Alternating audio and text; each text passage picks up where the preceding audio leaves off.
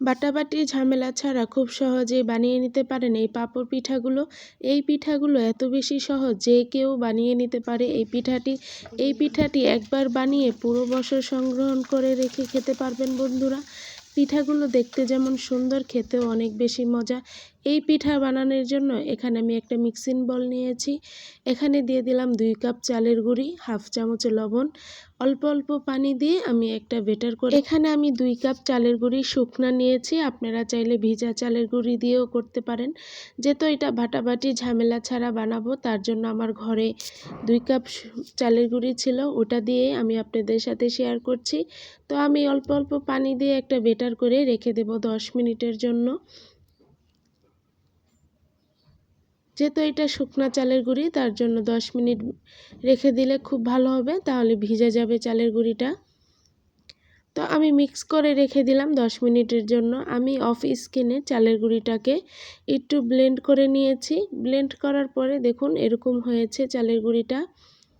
এখন এর মধ্যে আমি আরও হাফ কাপ দিয়ে দেব পানি। আমি এটা নর্মাল ঠান্ডা পানি দিয়ে করতেছি। বেটারটা বেশি পাতলা বা বেশি ঘনও হবে না, এরকমভাবে করে নেবেন বন্ধুরা। দেখুন বেটারটা কত সুন্দর করে নিয়েছি।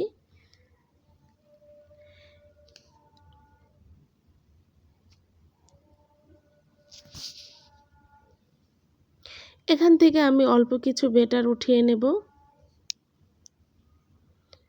আমি 2 কালারের পিঠা বানাবো, তার জন্য আমি অল্প একটু বেটার আমি আরেকটা পাত্রতে তুলে নিচ্ছি। আমি অল্প করে তুলে নিয়ে এখানে অল্প একটু জর্দা রং দিয়ে দিলাম, দিয়ে ভালো করে মিক্স করে নেব। দেখুন বন্ধুরা আমার মিক্স করা হয়ে গিয়েছে। এখন চুলায় একটা হাঁড়ি বসিয়ে দিলাম। হাঁড়ির মধ্যে দিয়েছি অর্ধেক হাঁড়ি পানি। এর মধ্যে এই যে পাতলা একটা কাপড় নিয়ে নিলাম। এই পাতলা কাপড়টাকে এখন আমি ভালো করে পাতিলার মুখে বেঁধে নিলাম। বাঁধা হয়ে গেলে পানিটাকে আমি বলক তুলে নিয়েছি। এখন করে রাখা বেটার অল্প দিয়ে এভাবে চামচের সাহায্যে ছড়িয়ে দিলেই খুব সুন্দর একটা পাঁপড় তৈরি হয়ে যায়। এখন ঢাকনা দিয়ে কয়েক সেকেন্ডের জন্য ঢেকে রাখবো। কয়েক সেকেন্ড পর দেখুন বন্ধুরা আমার পাঁপড় পিঠাটা একদম তৈরি হয়ে গিয়েছে।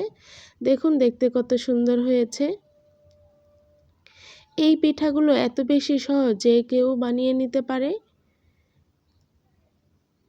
দেখুন বন্ধুরা আমি ভিডিওর এই পর্যায়ে আমার সকল বন্ধুদের কাছে আমার একটাই রিকোয়েস্ট, প্লিজ একটি লাইক দিয়ে আমার ভিডিওটি দেখে নেবেন, আমার চ্যানেলটি সাবস্ক্রাইব করে আমার পাশে থেকে যাবেন বন্ধুরা। দেখুন একইভাবে আমি আরেকটা পিঠা বানিয়ে নিলাম। আমি সেম প্রসেসে আমি আরেকটা পিঠা বানিয়ে আপনাদের সাথে শেয়ার করছি। দেখুন বন্ধুরা চামচের সাহায্যে কিভাবে ছড়িয়ে দিতে হয়। কয়েক সেকেন্ডের মধ্যেই পিঠাগুলো সিদ্ধ হয়ে যায়।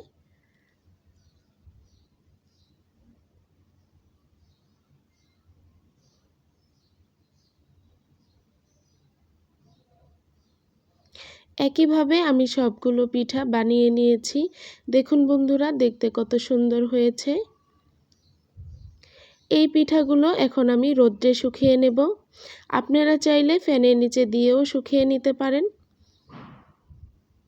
এই পিঠাগুলো অনেক দিন সংগ্রহণ করে রেখে খাওয়া যায়।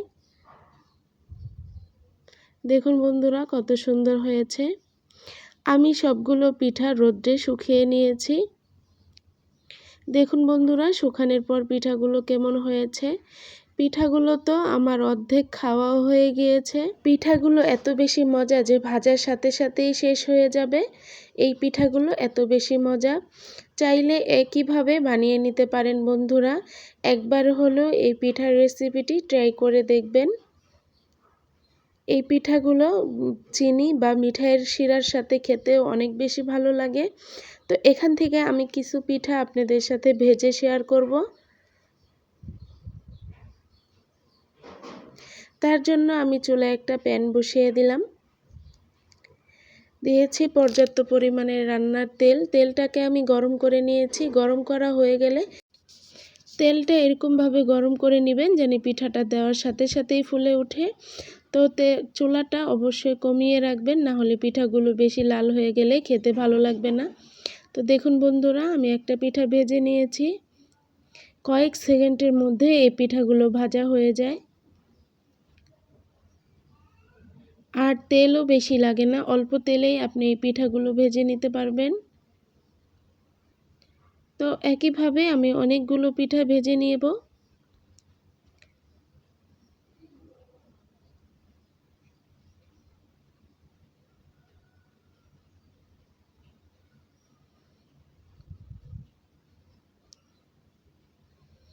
তো আমি একইভাবে অনেকগুলো পিঠা ভেজে নিয়েছি বন্ধুরা।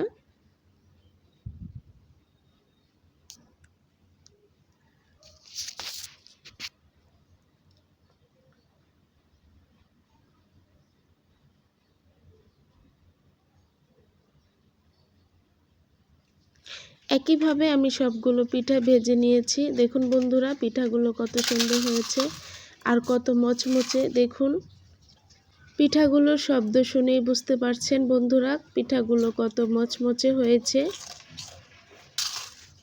দেখুন বন্ধুরা, আজকের পিঠার রেসিপিটি আপনাদের কাছে কেমন লাগলো অবশ্যই কমেন্টে জানাবেন।